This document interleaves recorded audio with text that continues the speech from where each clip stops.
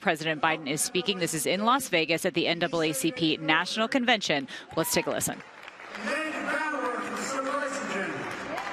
You build upon President Kennedy by that. President Johnson signed the Civil Rights Act of 64, 60 years ago. Harry Truman was president, was often counted out. He was also known for something else. The story goes, Truman said, "You want a friend in Washington?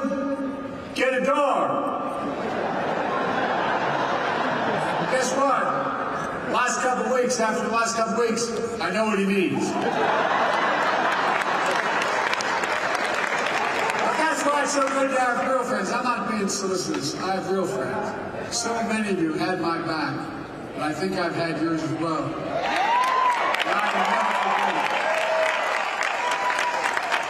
Lots of a couple Delaware folks here still. And one of my best friends, when I was a lifeguard in projects, he was, his nickname is Mouse. Mouse is very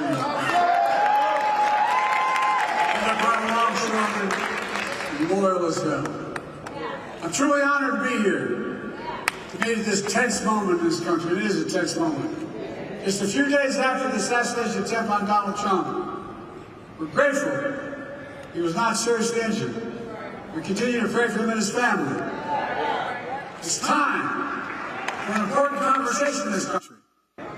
Our politics has gotten too heated. I said in the Oval Office on Sunday night, as I made clear throughout my presidency, we all have a responsibility to lower the temperature and condemn violence in any form. You got to remember, America, we're not enemies, we're friends, we're neighbors, we're fellow Americans. Most importantly, let's fully and firmly reject not only political violence, but violence of any kind, period, no exception. We have to say with one voice, that violence is not the answer. That's what we should rally around as a nation. That's the unity I'm talking about. Few organizations know that better than the NAACP. For the race riots in Springfield, Illinois in 1908, the NAACP was formed. That's what started it. You know the pain and the price of violence. You understand, if you're going to talk about standing against violence, you must stand against all violence. You must stand against violence perpetrated against presidential candidates in Pennsylvania. You must stand against all violence. The violence perpetrated against George Floyd in Minnesota. Against black veterans like police officers, Eugene Goodman, on January 6th.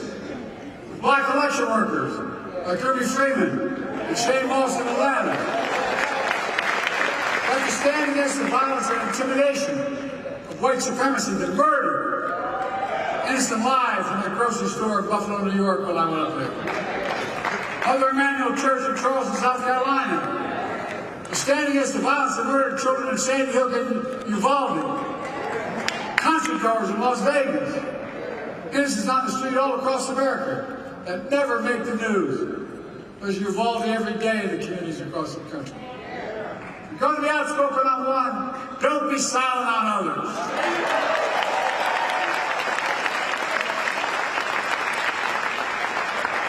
If you're going to speak about violence, you're going to speak about guns. More children in America die of a gunshot wound than any other reason. That's stunning and that is sick.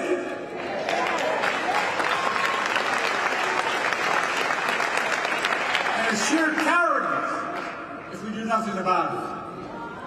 So, if you want to stand against violence in America, then join me in getting these weapons of war off the streets of America.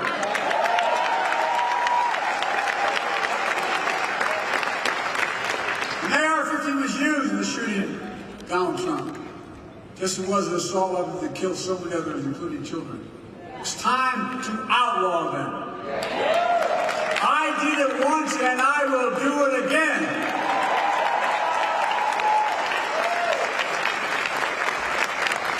Now, just because we must lower the temperature, our politics is related to violence, it doesn't mean we should stop telling the truth.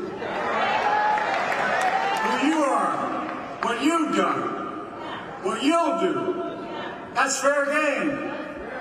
As Harry Truman said, I've never given anyone hell. I just told the truth and they thought it was hell.